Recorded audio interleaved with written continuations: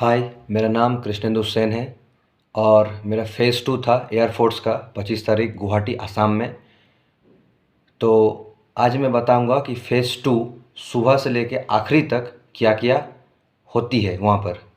तो मेरा phase 2 clear हो चुका है, इसलिए मैं एकदम लास्ट मतलब शुरू से लेके लास्ट तक क्या-क्या मेरे साथ हुई थी, ये मैं बता पाऊँगा आप लोगों को। तो सबसे पहले वहाँ पर तो लिखा रहता है कि 5 बजे रिपोर्टिंग करना होता है, तो लड़के 4 बजे से ही करने चालू कर गए थे। मैं 4:30 बजे गया था रिपोर्टिंग करने। तो सबसे पहले जब घुसते हैं वहाँ पर, तो वहाँ पर सिर्फ आपका आधार कार्ड के साथ आपका जो फ़ेज़ 2 का एडमिट कार्ड है, उसमें जो नाम है, आपके पापा का नाम है, वो डेट ऑफ़ बर्थ ये सब मैच करते हैं। फिर वगैरह-वगैरह चेक करके वो अंदर लेके जाते हैं।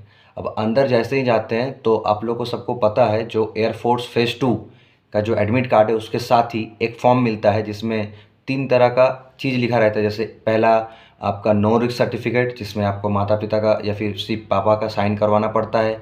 फिर दूसरा में रहता है टैटू सर्टिफ़िकेट, अगर किसी का टैटू हो तो कितने साइज़ का है, परमानेंट है या क्या है, ये सब लिखना पड़ता है।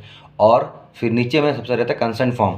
कंसेंट फ़ॉर्म उन्हीं लोगों के लिए है जो 18 साल के हैं या फिर 18 साल के नीचे के हैं। लेकिन तीनों ही फ़िल अप करना पड़ता है, बट हाँ, वो वहाँ पर वो बोल देते हैं कि क्या करना पड़ता है क्या नहीं। तो वहाँ पर फ़िल अप करके वो लोग जमा ले लेते हैं, फिर लाइन में खड़ा होना पड़ता है। फिर वन बाय वन सब जाते हैं, वहाँ पर एयर फ़ोर्स के ऑफ़िसर बैठे रहते हैं, 3 रहते हैं। तो सबसे पहले में जो रहते हैं वो आपके नाम के साथ आपका फ़ोटो वो मैच करवाते हैं और आपसे साइन करवाते हैं और लिखाते हैं कि आप कहाँ से आए हो। उसके बाद सेकंड ऑफ़िसर रहते हैं, वो कंप्यूटर में चेक करते हैं कि आपका क्या है क्या नहीं। वहाँ पर आपको फ़ेज़ 2 का रोल नंबर बोलना पड़ता है। इसके बाद तीसरे में एक सर बैठे रहते हैं जो आपको चेस्ट नंबर वाला जो बैच है जो पहनते हैं वो प्रोवाइड करते हैं। तो इससे पहले ये जो दोनों हाथ हैं यहाँ और यहाँ, ये दोनों हाथ में स्टैम्प मारना पड़ता है, वो वही मार देते हैं। फिर चेस्ट नंबर पहन के जाके लाइन में खड़े होने पड़ते हैं। इसके बाद बाहर में एयरफ़ोर्स के बस खड़े रहते हैं, वहाँ पर बस में बैठा के लेके जाते हैं। जैसे मेरा गुवाहाटी में है आसाम, तो मेरे साथ क्या-क्या हुआ था, वहाँ पर कैसे-कैसे क्या हुआ था और कहाँ-कहाँ से आए थे, ये मैं सब बताऊँगा। तो मेरे जो गुवाहाटी में एयरफ़ोर्स फ़ेज़ 2 थे, तो वहाँ पर सबसे ज़्यादा आसाम से मने नहीं सॉरी मतलब राजस्थान, हरियाणा, हिमाचल यहाँ से आए थे। इसके अलावा भी उत्तर प्रदेश के थे, मध्य प्रदेश के थे, बिहार से थे, वेस्ट बंगाल से थे, मैं ही खुद हूँ, उड़ीसा के थे, झारखंड के कोई नहीं थे, आसाम से एक थे सिर्फ। तो यहाँ-यहाँ से बंदे आए हैं। तो सबसे पहले सबको बस में करके सेंटर लेके जा रहे थे। सेंटर यानी एयरफ़ोर्स स्टेशन जो यहाँ पर लोकप्रिय गोपीनाथ बरदोली जो ये है गुवाहाटी में एयरपोर्ट है, इंटरनेशनल एयरपोर्ट, उसके बगल में ही एयरफ़ोर्स का खुद का सेंटर है, एयरफ़ोर्स स्टेशन, तो वहीं पर लेके जाते हैं। तो 7 मिनट समय थी, 1600 मीटर रेस सीधी भागनी पड़ती थी। तो सबसे पहले रेस हुआ। रेस के बाद जो लोग क्वालीफाई किए, ज़्यादा जन छँटे नहीं है रेस में, क्योंकि 7 मिनट की थी। अगर ये 6.5 मिनट होता तो बहुतों को दिक्कत हो जाती। तो रेस के बाद पुशअप।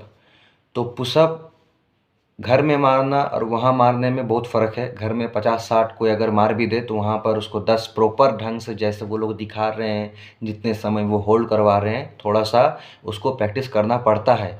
कोई अगर ऐसा सोचे कि नहीं मुझे तो इतना आता है, वहाँ जाके मैं मार लूँगा, तो ऐसे गलत है। क्योंकि मैं अगर बताऊँ तो पीएफटी में सबसे ज़्यादा पुशअप में ही छँटे हैं, रनिंग में नहीं।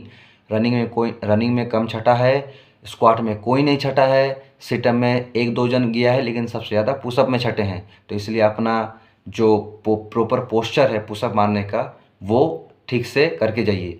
इसके बाद जो लोग क्वालीफाई करते हैं उसे फिर सेंटर लेके आते हैं वो लोग।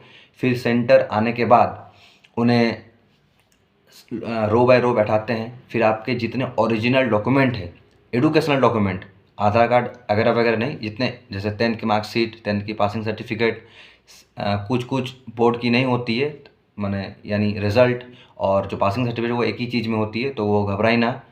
तो आपके जितने भी एजुकेशनल सर्टिफिकेट है ओरिजिनल, वो सब वो एक स्टेपलर मार के और एक शीट जैसी रहती है उसमें बैच नंबर माने यानी आपके जो चेस्ट नंबर वो और रोल नंबर लिख के वो लोग जमा ले लेते हैं। अब इसके बाद आपको वन बाय वन करके वो लोग अंदर लेके जाते हैं रूम में, काफ़ी बड़ा रहता है जैसे गुवाहाटी में है। तो वहाँ पर वो बैठाते हैं। तो सबसे पहली जो काम होती है वो होती है, आप लोग को एक फॉर्म दिया जाता है जिसमें बायोडाटा फॉर्म है, उसमें आपको सब कुछ भरना पड़ता है। इसके बाद और एक फॉर्म आती है जिसमें आपको एक्स्ट्रा जो आपको अगर पता है कि नहीं, जैसे आप स्पोर्ट्समैन हैं या नहीं, या फिर आपको और कुछ आती है कि नहीं, जैसे 35 व टाइपिंग स्पीड कंप्यूटर में, या फिर ड्राइविंग, या फिर और काफ़ी तरह की चीज़ जो है वो आपको आती है कि नहीं, ये भरना पड़ता है। तो अब इसके बाद PIQ फॉर्म आती है। PIQ फॉर्म आने के बाद आपको वो भरनी पड़ती है। फॉर्म भरने के बाद आपको आपकी SRT टेस्ट होती है, जिसमें 45 क्वेश्चन रहते हैं, 30 मिनट में करना पड़ता है। तो सबसे पहले मैं यही बता दूं कि सबसे ज़्यादा PFT, SRT और GD मिला के सबसे ज़्यादा लड़के SRT में बाहर हुए हैं। अच्छे मार्क्स लाने वाले भी लड़के SRT में बाहर हुए हैं, इसलिए उसको सीरियसली लें। अगर मैं बताऊं, अगर आपको वहाँ पर किसी भी क्वेश्चन का आंसर नहीं समझ में आ रहा कि मैं किसको टिक करूं, ये भी सही लग रहा है, ये भी सही लग रहा है, ये भी सिचुएशन सही है, तो मैं बता दूं आप कुछ भी टिक कर दो, लेकिन 45 के 45 क्वेश्चन करके आओ। अगर एक भी छोड़ोगे तो कन्फर्म है आप बाहर। याद रखना, सिचुएशन में आप क्या रिएक्ट करोगे ये गलत सही नहीं होता है, ये बस आपके जो वहाँ जो एयरमैन बनने का जो एटीट्यूड होता है, जो एयरमैन लाइक क्वालिटीज़, वो जस्ट चेक किया जाता है। तो आपको कुछ आए ना आए, आप अटेम्प्ट कर दो, नेगेटिव होती नहीं है, लेकिन अगर आप एक भी छोड़ोगे तो कन्फर्म है आप फेल हो। अब इसके बाद SRT के बाद 3-4 बार डॉक्यूमेंट आपको सबमिट करना पड़ता है। जैसे मैं 5-6 करके हर सर्टिफिकेट के डॉक्यूमेंट जेरोक्स लेके गया था, तो वो देना पड़ता है 3 बार, साथ में फ़ोटो भी देना पड़ता है। इसके बाद 15-15 करके ग्रुप डिवाइड होता है GD के लिए। अब GD में सबसे लास्ट ग्रुप हमारा था, जिसमें डिजिटल इकोनॉमी के बारे में पूछा गया था।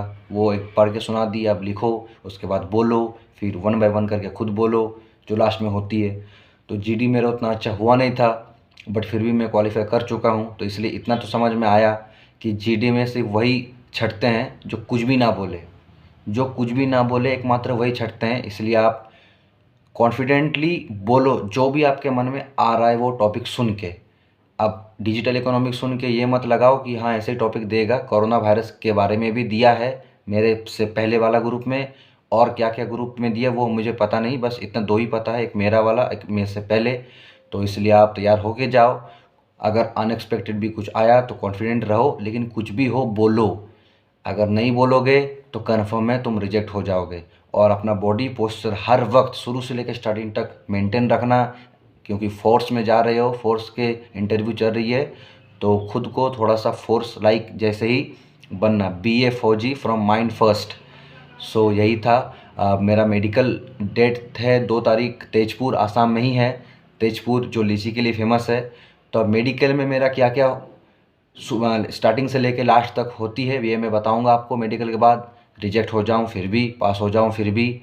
सो आई होप आपको कुछ आइडिया आया होगा फेज़ 2 के बारे में। तो बस यही है, इसलिए कॉन्फिडेंट रहो और अपना बॉडी प्रेशर मेंटेन रहो। बाय।